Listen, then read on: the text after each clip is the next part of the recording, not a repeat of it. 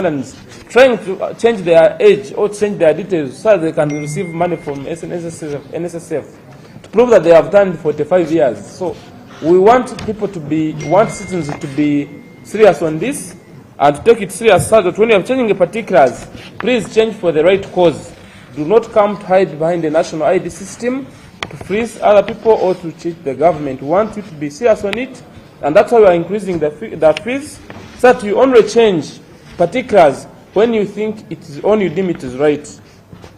And even for correction of errors, it will still be 200,000 shillings for you to correct any error on your national ID. But please take note that if the error was committed by a NIRA officer, you will not be paying a single coin.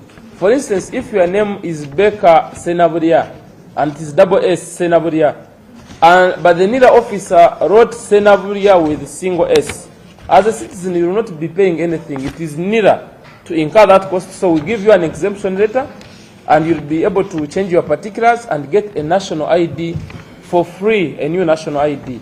But if the errors were committed by you, you will have to pay 200,000 shillings. And as long as you follow the procedure, we have no problem with you changing your details on your national ID, as long as you follow the procedure and you have supporting documents. Then for renewal of national IDs, we haven't started the mass renewal, and we shall be announcing when we are starting because we are in final preparations. But for the renewal of national IDs, it will be free of charge. And even if you have lost your national ID, as long as the renewal starts, you'll come to our offices or to our registration points. We shall give you a new national ID for free, as long as you are in our system, as long as we can be able to locate you. So renewal will be free of charge, only that we have not yet started. Then for express services, there are people who would need express IDs. You'll be paying 300,000 shillings, but the express IDs, that process we haven't started it. It will start with the renewal. So for now, the status quo remains. The renewal of national IDs will come with the express services. Then for birth certificates, for our dear citizens, if you are able to register the birth of your child or of your children within the first 6 months when they are born, you will not be paying a single coin for the birth certificates. It will be free of charge for you. But up from 7 months to 6 years, you will be paying 10,000 shillings for the birth certificates. It has always been 5,000, so we have also increased that one. Then from 7 years to 18 years, it will be 20,000 shillings. For citizens above 18 years, it will be 50,000 shillings. And then for death certificates, if you have lost your loved one, let's say your parents, your sons or daughters, and you are able to register death within 1 year, you will not be paying a single coin. You have been paying 5,000 for a death certificate, so we have removed that one for citizens who will be able to register the death of their beloved within 1 year. So take note of that change. We have had scenarios of Ugandans, of course. We have all lost our beloved people. Even me, I lost my parents this very year. But most times when people lose their parents or their own children, they take long to register death, and you'll find us having this information even in the voters register. You'll find us having this information in other government programs when someone is already deceased. And then you'll be blaming government for not erasing such people from the voters register.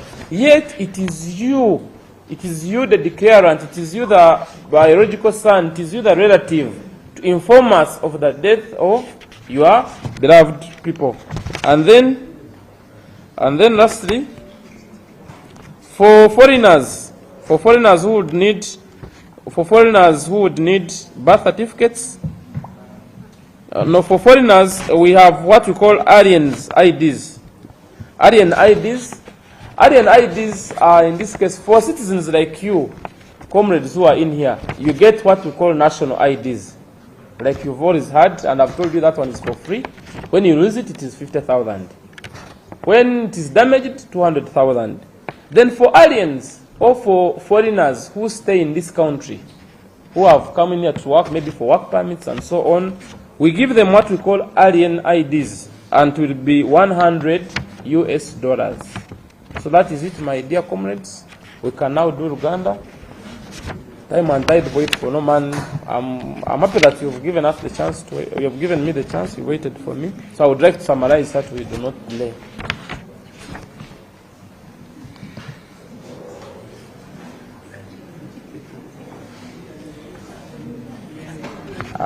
Mwebale nnyo.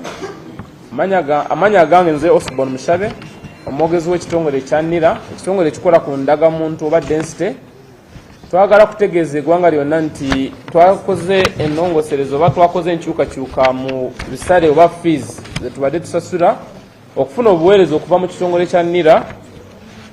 Ate ebintu ebimu bwe tubadde tubawanga obuweereza bwe tubadde tubawo obumu tetujja busasulira, ate n'ebimu byasigadde nga bwe bibadde, naye waliko enkyukakyuka ze twakoze. So twandyagadde abantu mwenna oba abanansi mwenna okutwala ng'ekyomugaso ne mutegeera ebintu bye tujja kuba nga tukola wano okulaba nti tufuna obuweereza mu budde, ate naffe twongere okubaweerera ddala nga ekitongole kya gavumenti, kuba gavumenti eriwo okuweereza bannayuganda mwenna.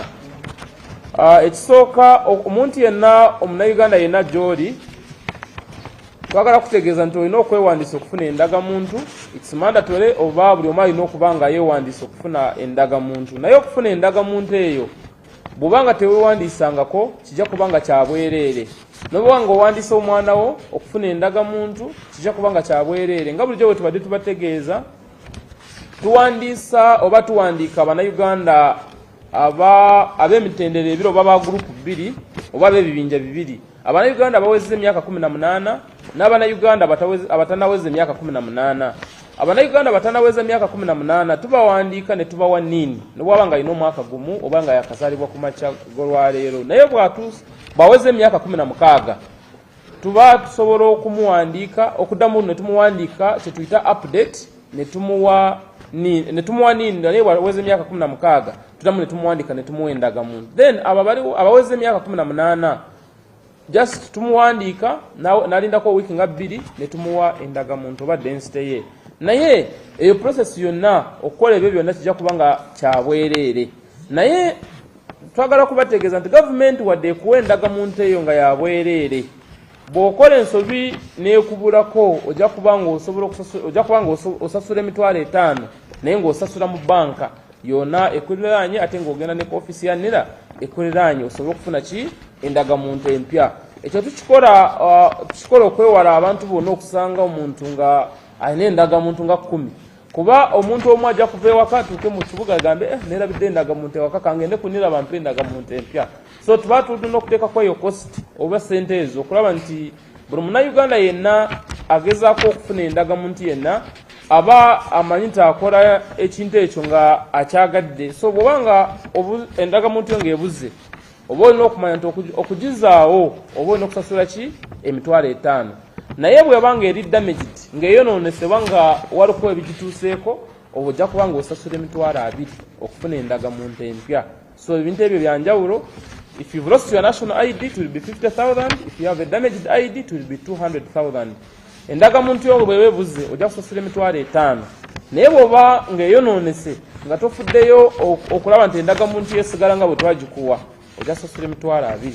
Then bw'oba olina by'okyusa ku ndagamuntu yo, oyinza okuba nga okyusa emyaka oba nga okyusa n'amannya, ojja kuba nga osasula $20,000.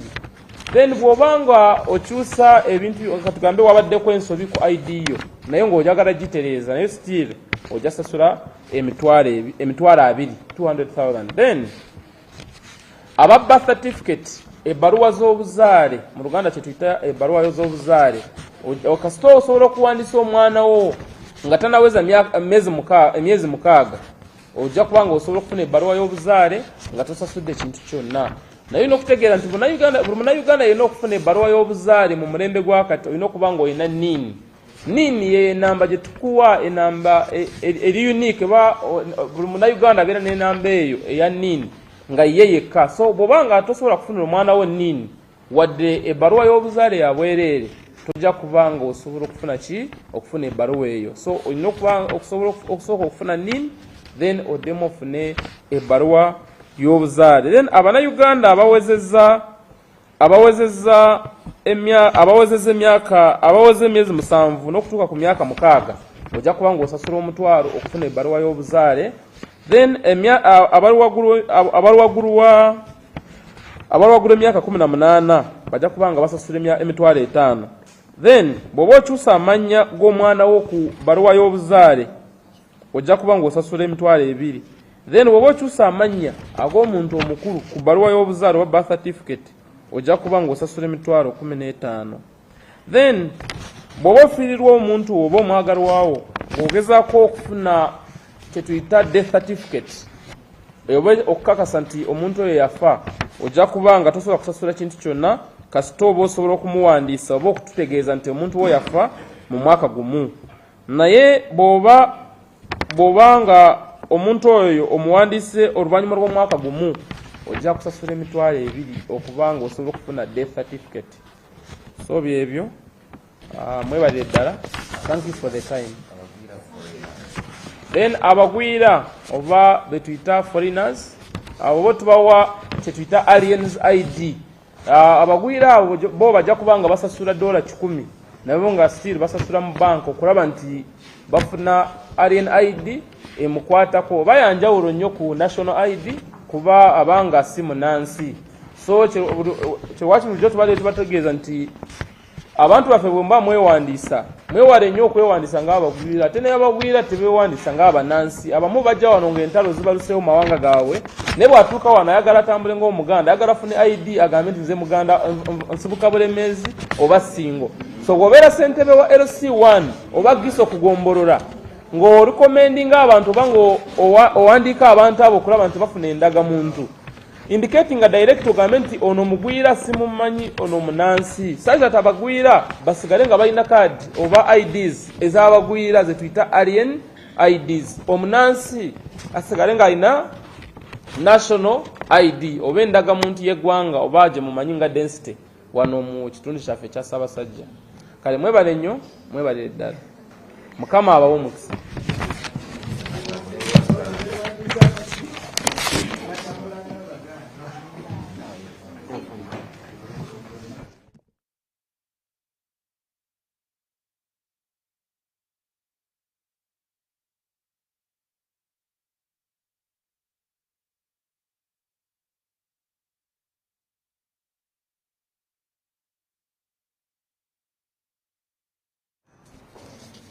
A very good morning to you all.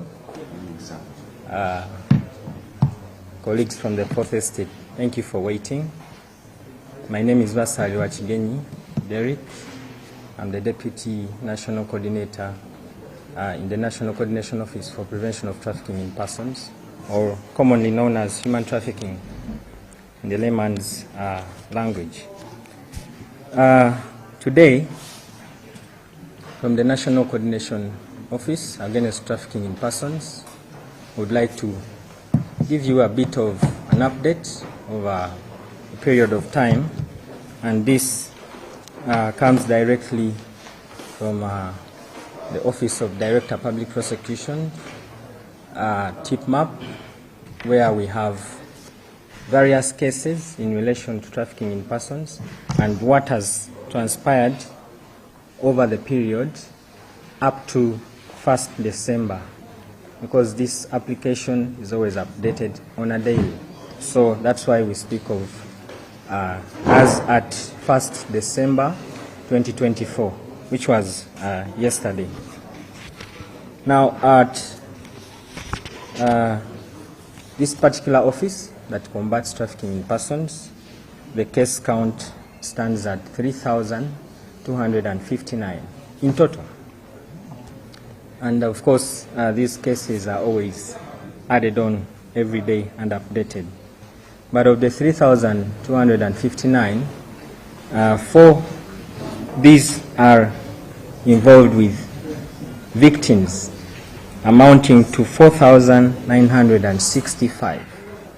Remember that every case has one or more than one victim involved. And this can be the particular person perpetuated or those people around them that have been affected because of this person's situation.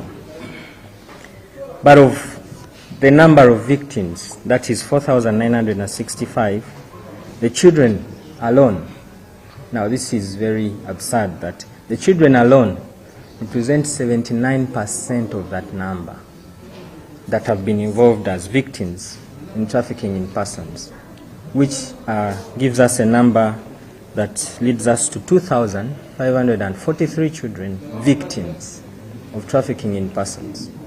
Now, as a country, this is very alarming, and it calls for concerted efforts, especially now that it involves so many of our children in it. Whereas the adult victims are about 452, and cases where we have both children involved and the adults are only 55, whereas the other category is 209. Now, of all these cases, domestic trafficking in persons or human trafficking that happens within the country is represented by 93.4%, whereas international or transnational trafficking in persons only caters for 6.6%. Now, what does this mean to us?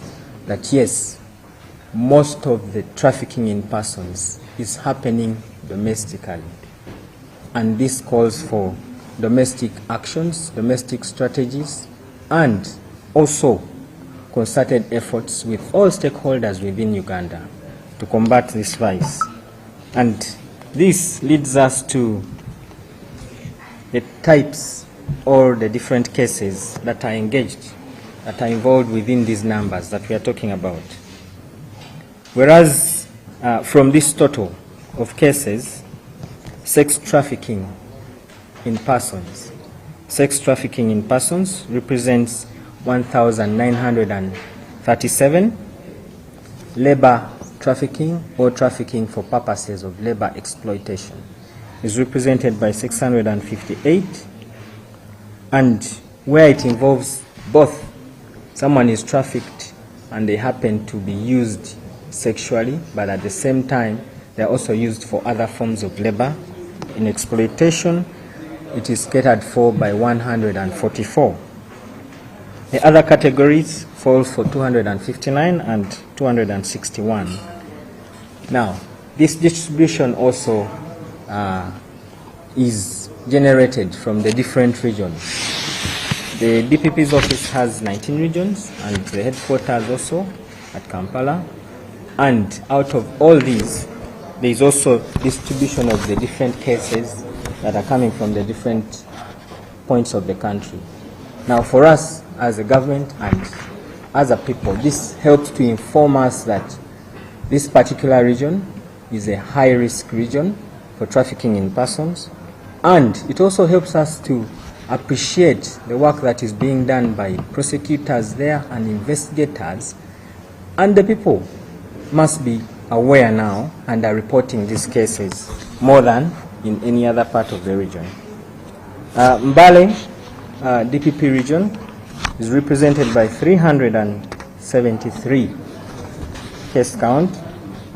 Kampala 313, Masaka 257, Jinja 253, Nakawa 233, Gulu 173, Karamoja 173, Mukono 161, Mubende 154, Fort Portal 148, Mbarara 140, Tororo 136, Lira 127, Kabale 103, Mpiji 89, the DPP's headquarters 100 cases, Arua 85, Masindi 73, Luwero 61, and Soroti 47. Now, for us now, this is a point of information. In the different regions, the different prosecutors there, the different investigators there are doing a very, very, very noble job. And to this extent, we have these statistics coming through. However, this also can mean that in some areas, there is need for more awareness raising to make sure that people can report these cases more to the police, and consequently, they will end up at the DPP's office. Now, these different trafficking in persons cases also inform us with the trends. We have spoken of so many trends. For instance, sex trafficking in persons for labor, illegal activities involvement, especially the children. Now we see the numbers. Many children that are involved are also used in illegal activities. We've seen street begging. We've seen trafficking in persons for harvesting of organs and the like. However, the most prevalent now, the trend, is the online trafficking in persons. And this has taken also various typologies. Within the online trafficking in persons, people are trafficked for purposes of during online investment scams. There are very many people that receive messages. Many of you receive messages to invest online. In online investments, you do not know where these people are. Some of them may even tell you they are stationed in Brazil, they are stationed in Kampala here, they are stationed in different parts of the world. However, these are all scammers. And some of you have gone ahead to pay your monies. These people are trafficking you for purposes of financial gain. For them, it's about getting your money. And when you invest in them, after a month, 3 months, 6 months, the online portal is no more. And they go ahead and create another one. Okay? So, this is to call upon us as a country, call upon us as a people, to pay attention to these scammers and avoid them. The other is shopping online. Yes, it's very convenient, but at the same time, traffickers are using it to exploit people of their money and gain financially. Whereas it's convenient for you to shop online and probably wait for a delivery at your convenience, there are so many people that are being scammed in this, and they are losing a lot of money. Online job scamming. I'm sure many of us have seen or received these messages telling us how we can work at our convenience and earn so much money while doing other jobs. Even you people of the media, some of you may have received this information telling you that you can do your work as a media personality or any other job, but at the same time online, you work for a certain company and earn $100 per day, for instance, or $1,000 per month. Yes, these people are scamming you. They are scamming everyone all over the world, and this has not exempted Uganda. So we call upon you to also pay attention to this. There is online utility scams. Utility in the sense that you pay for utilities online. There are so many organizations that have provided these services. Let's follow and use the authentic organizations. Otherwise, if you start paying online for utilities, there is a likelihood that traffickers are going to get into your accounts and scam you of all your money if you're not paying attention to who you're working with and who you're dealing with. Then there is online dating, involvement in romantic episodes online. Many of us are there and they're being scammed. You're losing money because of online dating. Mind you, most of these people, on the other hand, are not necessarily, they are not interested in you. They're interested in your money. And you will find that the person you think you're dating may even be of your same gender. And you're interested in a different person, yet the profile picture speaks of something else. So be aware, so many young girls, so many persons at campuses, universities, students in secondary schools, engaged in online dating. There are so many scamming activities ongoing, and the persons are being duped and exploited of their finances. And also lastly, online advancement of payments. And this comes along with opportunities that are being offered online. And you're told to pay, send an advance for a certain service, or send a down payment for a certain service. There are so many scammers involved in this, and they will perpetuate you for your money. Now, with the different cases that I've mentioned, it leads us to one, companies that are externalizing for labor. In July of this very year, the High Court in Kampala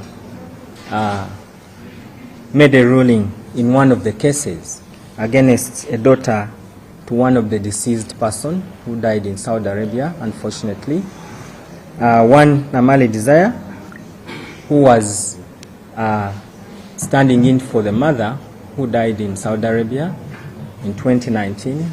This case has been ongoing, but successfully we achieved a milestone in the High Court that the company that was involved, that is Horeb Services, was tasked to pay damages and fines for the loss of the life of that particular person. I bring this to your attention because so many of the companies are leaving this responsibility to the individual migrant worker, which is wrong. As long as you don't observe your contractual obligations with the migrant worker, this will come at you. All companies are warned against this. All companies that are externalizing for labor, that you know you have to be responsible for the lives of the migrant worker within our contractual obligations. You cannot throw it away. You work with the other companies, sister companies, where you have externalized the person, and you make sure the lives of the Ugandans are safe. Otherwise, the law will come at you and you will pay the price for it. Therefore, it's a call, a warning to the companies, but also to create awareness to some of you, the labor companies, that were not aware that, yes, this is now precedental, that any company that does not take care of the lives of the migrant workers, that is not, or that is throwing away the responsibility to make sure the Ugandans are safe, shall be held accountable accordingly.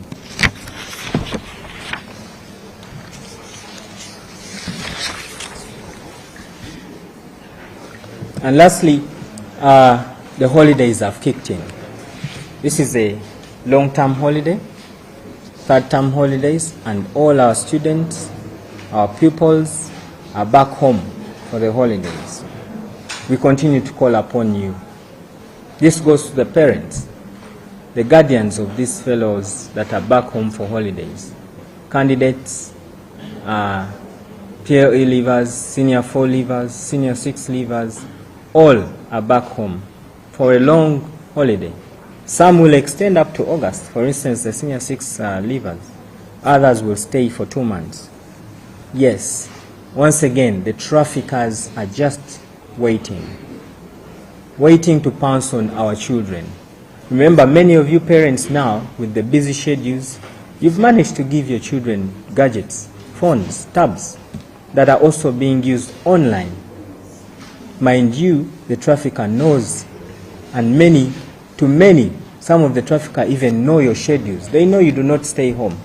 They know the children are left home alone with the house helpers. So they take advantage. Now, let's pay attention to this.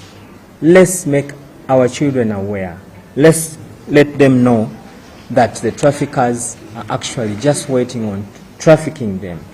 Now, this also goes to many children and students who are engaged in online pornography, online sex trafficking, in those so-called sleepovers. Yes, parents, the children are involved. They are telling you how they are going for sleepovers with their friends over the weekends, but at the end of the day, you're not monitoring what activities they're involved in the sleepovers, only to find their videos online involved in pornography. And this is being sold all over the world for money. So who is benefiting? The trafficker is benefiting. Meanwhile, the children are being traumatized. Once they see their videos online, some of them become distressed. Some of them may never recover from mental illnesses. So wake up as parents, as guardians, and as a country. Let's wake up to this call and let's fight human trafficking together. Thank you. Ngera mu Luganda.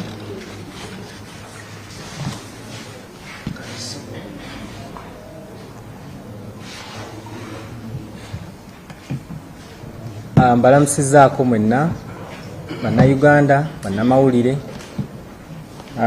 amannya n'eddoboozi kitibwa basaalirwa Kigenyi Derrick, nga nze mumyuka w'omukulu akwanaganya ensonga z'okuziyiza kikukusa abantu mu ggwanga lyattu Uganda, era nga tutuula ku kitebe kyaffe ekikulu eky'ensonga z'omunda, Ministry of Internal Affairs. Olunaku lwa leero nate tuvuddeyo n'obubaka, nga buno obubaka era businziira ku nnaku z'omwezi lumu, omwezi guno ogutandise ogwa December, nga statistics zino oba ennamba zino ze tugenda obbawaako tuzifunye okuva emabegako paka olunaku lw'eggulo. Zisinziira ku ofisi yaffe okuwanaganya ensonga z'amateeka mu kuziyiza kikukusa abantu, the Office of Director Public Prosecution, era nga ofisi yaffe eno eri mu bitundu by'eggwanga eby'enjawulo ebiwerera ddala 19, nga mu bitundu bino waliyo offices ez'enjawulo, era nga mu offices zino ez'enjawulo tulinamu abakugu abalwanyisa kikukusa abantu mu by'amateeka, nga mu byonna bye bazze bakola tulina bye twagala obbategeezaako olunaku lwa leero. Ffenna twetegereze ate twongere okulaba wawe tuyimiridde ku kikukusa abantu ono mu ggwanga lyattu. Emisango egyekuusiza ku kikukusa abantu mu ofiisi eno ey'amateeka giwerera ddala 3,259. Gino emisango gye mbasomera gikomera ddala ku lunaku lw'eggulo, era guno omukutu wetusanga bino ebyo byenjogerako buli lunaku gubeera n'okuteekebwako ebigukwatako kye tuyita updates. Buli lunaku tugwongerako ensonga zino eza kikukusa abantu, era weewaawo oyinza okukomawo enkya n'osanga nga kweyongeddeko musango gumu oba ebiri oba egisukkawo awo. Abantu abasangiddwa nga benyigidde oba banyigirizibbwa, abantu abasangiddwa nga banyigiriziddwa olwa kikukusa abantu ku misango gino bawerera ddala 4,965, 4,965. Abantu bano be bamu ku abo b'osanga nga bakukusiddwa oba ng'omuntu waabwe akukusibbwa so nga bali mu mbeera eyo eyogezaako okutaasa omuntu waabwe oba okulaba nti omuntu ono bamuzza bujja. Abantu abasangiddwa mu misango gino nga banenyezebwa bawerera ddala 446. The suspects mu gino emisango bawerera ddala 446. Naye abo bonna abasangiddwa nga banyigirizibwa olwa kikukusa abantu ono, mu bonna abaana batemera ddala mu butundutundu 79 ku 100, 79.72% abaana. Kino kitegeeza ki gye tulinga eggwanga? Nti abaana baffe be basinga okubeera mu mbeera eya kikukusa abantu oba okuyisibwa n'obubi mu kikukusa abantu ono, era nga emiwendo gyabwe giwerera ddala 2,543. Okugeraganyako n'abantu abakulu bo nga emiwendo gyabwe giyimiridde ku 452 ate nga emisango egyekuusiza ku kikukusa abantu nga girimu abaana wamu n'abantu abakulu gyo nga giwerera ddala 55 n'egyo emirala egigwa mu biti ebirala gyo nga giri 209. So nno wano we tusinziira naffe netwongera okukubiriza eggwanga n'okubakubiriza bannayuganda, kitulaga nti abaana bano tubalagajjalidde nnyo ng'abazadde, kuba bw'olaba nti ennamba zino zitulaga nti abantu abakulu bali 452 bokka ate ng'abaana bali 2543. Kikaabya n'amaziga. Abaana, obuvunaanyizibwa bw'abaana buli erimu abantu abakulu n'abazadde, naye ate mmwe bamu mmwe mukola ki? Mmwe mukukusa abaana. Kya mukisa mubi nnyo. Mu kikukusa abantu ono era twongera obbalaga nti ayina wanjawulo. Waliwo kikukusa abantu okukabasanya abantu n'abaana abato, oluusi nekireetera abamu okufuna embuto n'okulwala endwadde ez'enjawulo. So mu kukabasanya kuno kikukusa abantu ono, alipoota yaffe netulaga nti abantu abawerera ddala 1937 1937 be basangiddwa nga babanyigidde mu kikukusa abantu w'okukabasanyizibwa. Abo abakukusibwa mu ngeri y'emirimu bo bawerera ddala 658 abakukusibwa mu ngeri y'okukola emirimu egy'enjawulo. Kakati waliwo n'abo nga bakozeseddwa emirimu ate ne bakabasanyiwa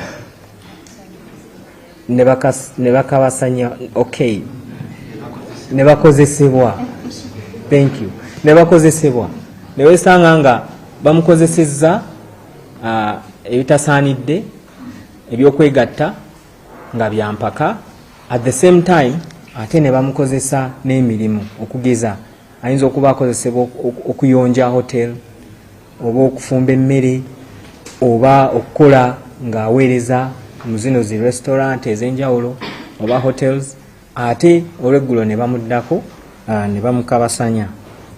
Okay, so abo nabo bawerera ddala 144. Abalala bagwa mu bitendera ebirala in others mulimu 259 259 ne 261. Weewaawo kikukusa abantu ono kisangibwa nti asinga kukolebwa mu ggwanga lyattu wano. Abasinga tulowooza nti kikukusa abantu kwe kufuluma eggwanga okusingira ddala, ate kikyamu si bwe kiri. Abantu abakukusibwa abasinga bakukusibwa mu ggwanga wano ne bakozesebwa ne babakola byonna bye baagala ne babajjamu bye babajjeemu mu ggwanga wano, era bawerera ddala obutundutundu 93 nakatonyeze 93.4%. nga bano betulowooza nti bakukusibwa wabweru w'eggwanga bo bali just 6.6 mukaaga nakatonyeze n'obutundutundu 6 bebukka. Kitegeeza ki gye tuli? Kitegeeza nti kyetubadde nga tulowooza ti abantu baffe betulaba ku mikutu nga batulugunyizibwa oba nga bayisibwa bubi gye bagenza okukolera, ate be batono ennyo. Wano wennyini we tuli abantu betulaba aba bulijjo bayita mu mbeera y'okukusibwa naye tetukiraba, ate nga bangi nnyo ku bo babonaabona, bali mu mbeera ez'enjawulo ezitagambibwako, tebasasulwa, sente zaabwe zibbibwa, ate nga n'abalala bafuna obuvune obw'enjawulo, abamu kwe bava ne bafa n'okufa. Kakati okwetooloola eggwanga mu ofiisi yaffe eya DPP erina ofiisi ez'enjawulo mu ggwanga, era nga ne zino ofiisi nazo ziweereza obubaka buno obukwata ku misango gino. Ofisi zaffe zeetooloola eggwanga, mulimu ofisi y'Embaale nga yo yalaze nti emiwendo egy'emisango gino giwerera ddala 373. Ofisi y'e Kampala yo neeraga nti emiwendo giwerera ddala 313. Ate ye Masaka giwerera ddala 257. Jinja 253. Nakawa 233. Eggulu 173. Karamojja 173. Mukono 161. Ab'e Mubende 154. Fort Portal 148. Embarara 140. Tororo 136. Ate Lira oba Lira 127. Ekabale 103. Kampala ku kitebe ekikulu ekya DPP emisango 10. Empigi 89. Arua yo etuyita West Nile 85. Masindi 73. Luwero 61 ne Soroti 47. Kitegeeza ki kino gye tuli ffenna? Nti kituyambako okulaba ebitundu byaffe eby'eggwanga eby'enjawulo ebisinga okubeeramu emisango gino, ate nekyongera otulaga nti abakozi baffe ab'enjawulo mu bitundu bino bakola bukubirire nnyo okulaba nti emisango gino gikolebwako. Kati okugeza ng'Embaale yenna akasomako Embaale ne Kampala wano Masaka be bakyasinze okuleebya bannaabwe mu bikolwa bino. Jinja, Nakawa, abo b'ensomya abataano abasooka bali mu misango 2 n'okudda waggulu. Naffe kyongero tulaga nti wano we tulina okutunula abantu abali eno, twetaaga okwongeramu amaanyi okulwanyisa kikukusa abantu, naye ate era twebaza bannamateeka abali eno ne bannaffe abanoonyereza obujulizi ba investigators aba police, kuba bafuddeyo nnyo okulaba nga gino emisango givaayo ate ne bagituusa mu kkooti z'amateeka ez'enjawulo, ne bano bekikwatako ne bakwatibwa. Kikukusa abantu ono tuzze nga tubategeezaako nti wanjawulo, ali mu mitendera gya njawulo, naye olwaleero tulina kikukusa abantu omupya. Abamu ku ffe tukimanyiiko, abalala tetumumanyi bulungi. Ono kikukusa abantu ow'oku mikutu, online trafficking in persons. Abantu abakukusibwa ne babbibwa ne batulugunyizibwa ne babakola buli kibi ekyenjawulo naye nga bayita ku mikutu. Bangi ku ffe tufuna ne bu message ku masimu gaffe, batuweereza ebiwandiiko ku masimu nga batutegeezaako nti waliyo emirimu egy'enjawulo, osobola okukolera awo wooli e Masaka n'ofuna ssente bwe ziti ku mukutu. Obijjawa abantu tobamanyi, okola otya nabo bwotyo? Ate abamu ku ffe batufeeze ne batumalayo nga batulimbalimba okubaweereza ssente, ate ne tuziweereza. Newesanga nga oweereza ssente ku mukutu n'abantu boweereza ssente tobamanyi, tebakumanyi. Oluvannyuma lw'ebbanga ttono nnyo, myezi oba 2 oba 3, ogwo mukutu ne guggalawo. Ogenda kulooperaani, oloopa waani, tolina w'otandikira, ng'ovaayo ng'ogamba bannange gavumenti ekuyambe etya, naffe tetumanyi be wakolaganye nabo. So tubakubiriza bannaffe muveeyo nnyo okulaba nti kuba gino emikutu gye twogerako, emikutu tegiri wano wokka mu ggwanga, emikutu gisinziira mu nsi yonna, n'abaana babikola tebasinziira wano abasinga, basinziira mu nsi endala. Kati onoobatuukako otya okusaba ssente zo ze bakubbyeko. So tufeeyo nnyo. Bangi kuffe tukukusibwa ku mikutu gino nga batulimbalimba okussa ensimbi mu byenfuna, online investment. Ne bakulimbalima nti tukole business ku mukutu, teekamu ssente bwe ziti, teekamu akakadde ofune 2. ebyo byonna byabafere. N'abamu ku ffe tujumbidde nnyo okukola kye tuyita online shopping. Tusuubula ku mikutu ate era ne batubbiramu. Tusuubudde ku mikutu ne mugula ebikozesebwa ku mikutu ate nga temufuddeeyo abamu ku mmwe kumanya mikutu ki gye mukolagana nagyo. Eyo gye bababbira ensimbi zammwe. Njogedde ku waabo abanoonya emirimu ku mikutu. Yes, emirimu gibaayo egimu naye faayo nnyo okubuuza ku abo bekikwatako. Bugenda ku poliisi weebuuzeeko, jangu ku ministry y'ensonga z'omunda, genda ku ministry y'ebyemirimu weebuuze, ministry of gender, weebuuze ku mirimu gino. Bwe giba nga gye giri ddala mituufu bajja ginoonyerezaako bakutegeezeeko nti kituufu, genda mu maaso. Naye bwe muvaayo ne mukola bukozi byammwe bajja kubabbira ddala nnyo ku mikutu gino. So tuvaayo tubategeezeeko timufeeyo nnyo okwewala okukusibwa ku mikutu. Tulina bannaffe era abasasulira ebikozesebwa ku mikutu. Tusasulira ebintu ebyenjawulo ku mikutu. Nawo abatukukusa bayitirawo ne bagenda mu akawunti zaffe ez'enjawulo ne batubba.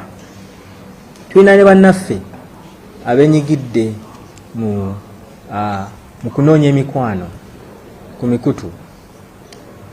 Yes, abamu ku ffe tunoonya ababeezi ku mikutu. Nonoonya omubeezi ku mikutu tomulabangako. N'ekifaananyi kyataddeyo tosobola kukakasa nti kiki. Ate oba oli awo nga n'omuntu gw'oyogera naye ayinza okuba musajja munno oba mukazi munno naye nga tofuddeeyo kumanya. Tubyewale ebikolwa bino kuba bajja tukukusa nnyo batubbe era tusigale nga getukaaba getukola ki getukomba. Tulina ne bannaffe abatusuubiza ebintu ebyenjawulo. Batusuubiza okusomesebwa zibbasale ku mikutu ne batusuubiza ebyenjawulo ate ne batugamba tuteekeyo kasimbi akatinitini akatandikirwako ak'okwewandiisa oba n'ebintu ebirala byonna. Tugenda okwetegereza nga bano abantu tebakyaliyo. Kitegeeza ki? Nti bino bye tujja tusasulira nga tetunnaba na kufuna oba kwetegereza service ki gye tugenda okufuna. Abaferawo nabo bayiseewo. Batubbidde nnyaawo era batubbira nnyaawo. Mwewala okuferebwa n'okulimbibwalimbibwa. Toteekayo ssente zo nga tolina kyogenda kufuna n'abantu b'okolagana nabo nga tobamanyi. So bino tubakubiriza era tuvuddeyo nnyo twongereze ku ekyo. Kakati tulina companies oba ebitongole ebyenjawulo ebitwala abannayuganda okukolera ebweru. Kino ekirango kigenda eri bitongole byonna ate wamu n'eggwanga lyonna. Bannayuganda bannaffe tubakubiriza. Mu mwaka guno gwennyini kkooti yaffe gye tuyita High Court enkulu yasala omusango gwekuusiza ku mugenzi maama wa Namale Desire eyafiira e Saudi Arabia mu mwaka gwa 2019 nga yatwalibwa kampani gye bayita Horeb Services. So nno yavaayo kkooti n'esalawo nti baliyirire family era ne bakikola. Lwaki tujjeeyo ensonga eno naffe twongere okumanya kampani zonna ezitwala abantu okukola emirimu egy'enjawulo nti omukozi yenna gw'otwala, omunnayuganda yenna gw'otwala okukola buvunaanyizibwa bwo. Obulamu bwe buli mu mikono gyo n'ebyo ebitongole ebyenjawulo by'okolagana nabyo ebweru w'eggwanga. Era okufa kw'omuntu yenna nga munnayuganda nga yakyekuumidde mu ndagaano yammwe ku mirimu gye contractual obligation kasita afuna obuzibu bwonna ekitongole ggwe eyamutwala buvunaanyizibwa bwo.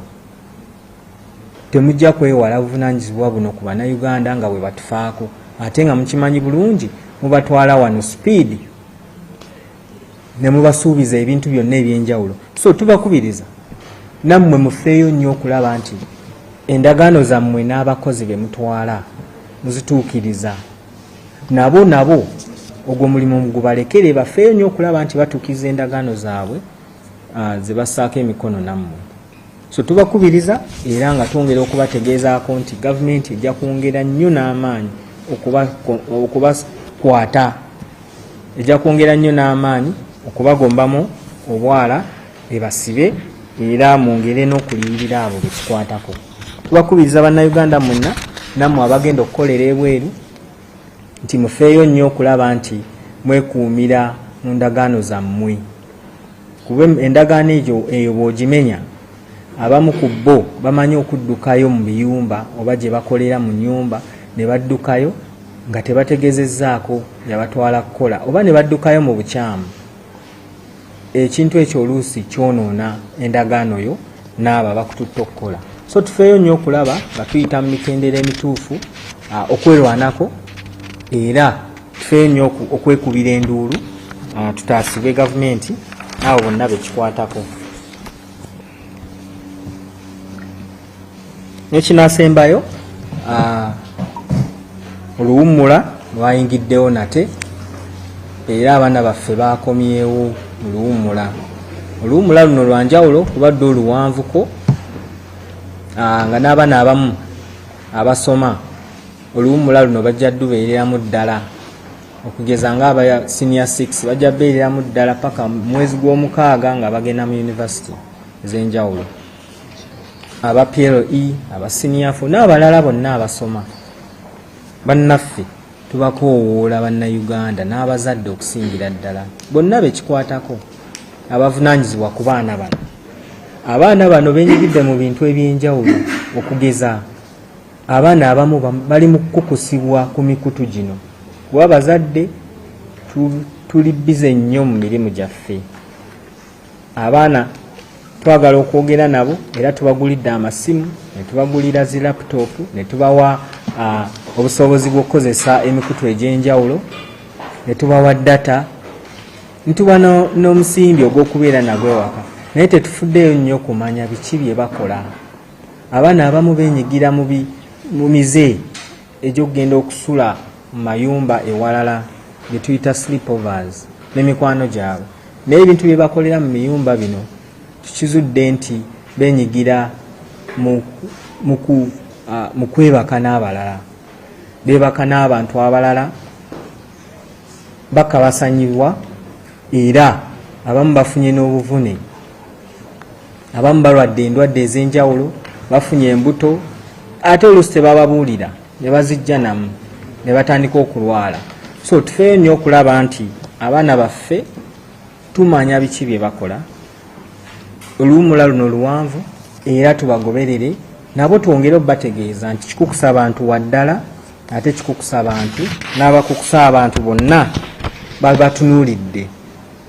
Basomeddeko wano nga tulaga nti abaana be basinga okukusibwa, be basinga okunyigirizibwa mu kikukusa abantu ono.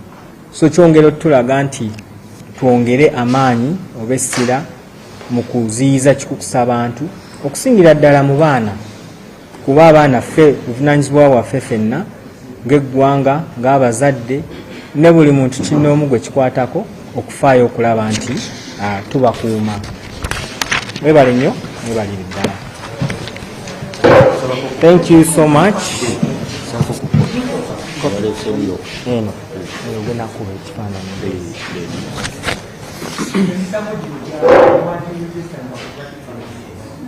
Emisango gino eno system okuva lwe bagitandikawo bajja bagyongerako bwongezi. Yes, era bw'ogenda ku mukutu owandiikamu tip map, ODPP tip map, ojja kusangayo analysis y'emisango gino era naawe otwale omukisa ogwo okwongera okwetegereza biki gavumenti byevuddeyo byekola ne ofisi ya DPP wamu n'abo bonna ebitongole ebyenjawulo bitukwatirako mu application eno. Thank you. No, it's updated every day. Yes, buli lwe bafunayo omusango they update, bwe bateekayo omusango they update, so it's easy to follow. As of December. Yes, that's why I said as of 1st December, which was yesterday. Yes. The other information comes way before. It's an update. Kale, thank you so much. Mwebale bandi kugumiikiriza.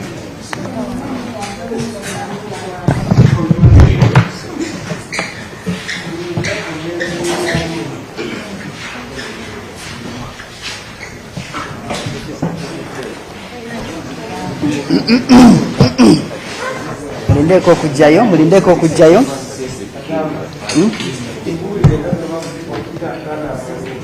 nabadde nkatwala mu ddwaliro